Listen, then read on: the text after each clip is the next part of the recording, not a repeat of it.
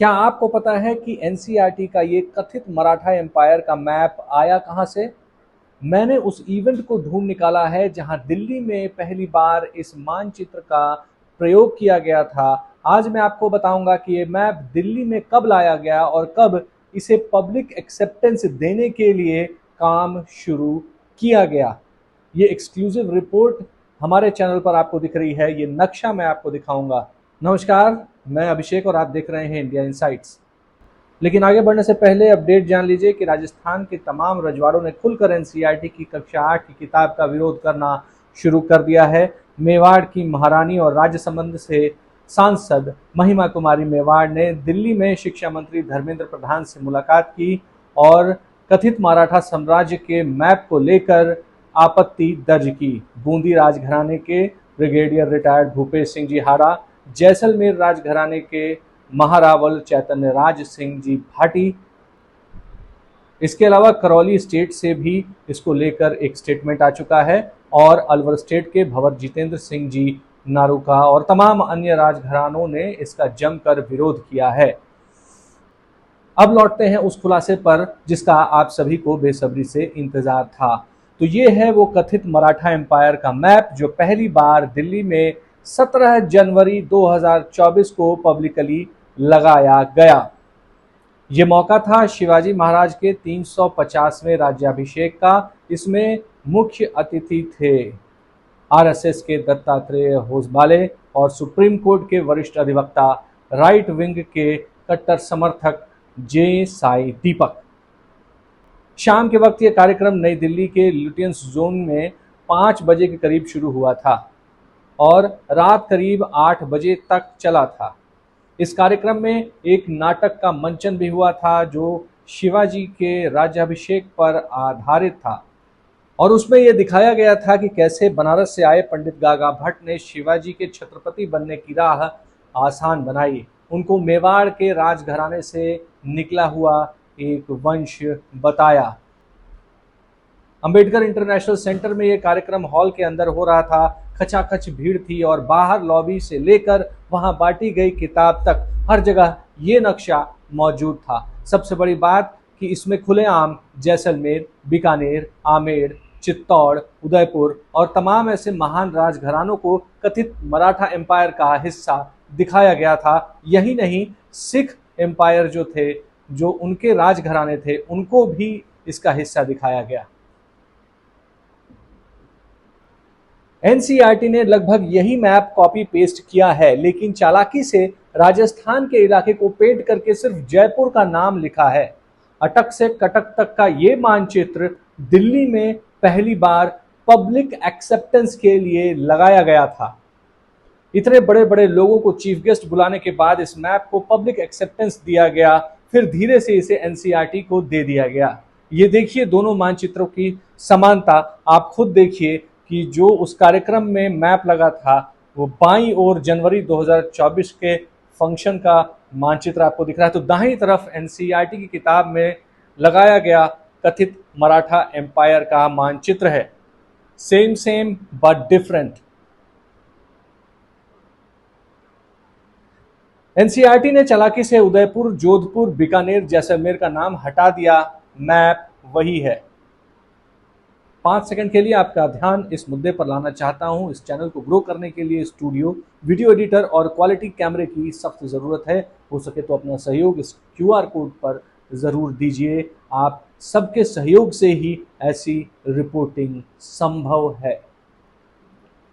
वापस लौटते हैं मुद्दे पर। अब देखिए इस किताब को, इसके अंदर के पन्नों की फोटो मेरे पास नहीं है, लेकिन इन लेखक महानुभाव की लिखी ये किताब वहां बांटी गई थी और मैंने भी ये किताब उसी फंक्शन में पढ़ी है। इसमें महाराजा अनंगपाल तोमर से लेकर सम्राट पृथ्वीराज चौहान तक के बारे में ऊल जलूल लिखा गया है, ऊल जलूल जानकारी दी गई है। महाराजा जयचंद्र गहरवार को गद्दार बताया गया है और इसे पृथ्वीराज रासो जैसे कालांतर में लिखे 10% फारसी भाषा वाले काव्य को आधार मानकर लिखा गया। महाराजा जयचंद्र गहरवार के लिए युद्ध में मारा गया जैसे शब्दों का प्रयोग हुआ है। इतने बड़े बड़े लोगों के सामने इस मैप को लगाकर शायद टेस्टिंग की गई होगी कि कहीं कोई आपत्ति तो नहीं है। हालांकि मैंने इन महानुभाव लेखक को घेरने की पूरी कोशिश की तो ये भाग खड़े हुए। उस वक्त मैं एक खबरिया चैनल में काम करता था तो मेरे भी हाथ बंधे हुए थे, लेकिन अंदर का क्राइम रिपोर्टर जागृत था।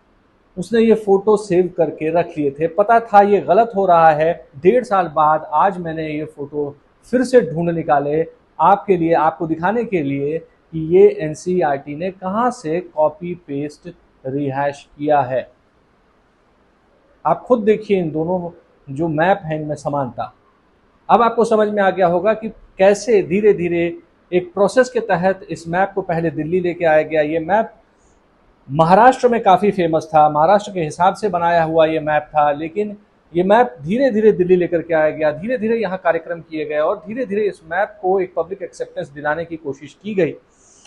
उसके बाद इसे एनसीईआरटी को दिया गया। जब एनसीईआरटी ने इसे छाप दिया तब जाकर के ये सारा बवंडर मचा है। तब जाकर के सारी रॉयल फैमिलीज और आम जन भी जो राजस्थान के हैं, उत्तर भारतीय अस्मिता जो है उसको जब चोट पहुंची है तब लोग इस पर रिएक्ट कर रहे हैं। लेकिन ये सिलसिला काफ़ी पुराना है, काफ़ी दिनों से इसकी कोशिश की जा रही थी। इस तरीके के मैप को हिंदुस्तान की आने वाली पीढ़ियों को पढ़ाया जाए। वन नेशन वन किंग की थ्योरी के अनुसार इसको आगे बढ़ाने की कोशिश की जा रही थी। लेकिन जिस तरह का विरोध देखने को मिल रहा है उससे लगता है कि शिक्षा मंत्रालय को कोई कार्रवाई करनी पड़ेगी। एक कमेटी का गठन कर दिया गया है शिक्षा मंत्री द्वारा और ये कहा गया है कि वो इस पूरे मामले की जांच करेगी। अगले एपिसोड का इंतजार कीजिए। हमारे चैनल को लाइक और सब्सक्राइब कीजिए। इस वीडियो को जितना हो सके उतना शेयर कीजिए। ज़्यादा से ज़्यादा लोगों तक इसको पहुंचाने में हमारी मदद कीजिए। लोगों को पता चलना चाहिए कि ये मैप कहाँ से आया, कब आया, क्यों आया, कौन लेकर आया और अब जब इसका विरोध हो रहा है तो क्या ये वापस लिया जाएगा। वीडियो खत्म होने से पहले आप सबसे अनुरोध है कि बूंदी राजघराने के ब्रिगेडियर भूपेश सिंह जी हाड़ा का ये मैसेज ज़रूर देखें। उन्होंने ये मैसेज स्पेशली हमें व्हाट्सएप भी किया है और अपने सोशल मीडिया पर भी डाला है। इस मैसेज को ज़रूर देखें। बूंदी के राज परिवार से आने वाले ब्रिगेडियर भूपेश सिंह जी हाड़ा हमेशा पहली पंक्ति में खड़े होते हैं जब इतिहास, विकृतीकरण और उत्तर भारतीय अस्मिता पर चोट की बात आती है।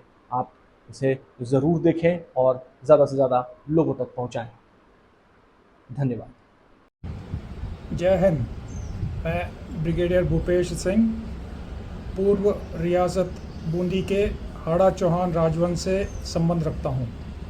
मैं एनसीईआरटी द्वारा प्रकाशित इतिहास की पुस्तकों का विरोध करता हूँ। इन पुस्तकों में एनसीईआरटी द्वारा भारत के अन्य राजवंशों को कमतर दिखाने की कोशिश की गई है। राजपूताना की संपूर्ण रियासतों को एक कपोल कल्पित मराठा साम्राज्य का हिस्सा दिखाने की कोशिश की है। यह कार्रवाई ऐतिहासिक और कानूनी दोनों ही तौर पर गलत है।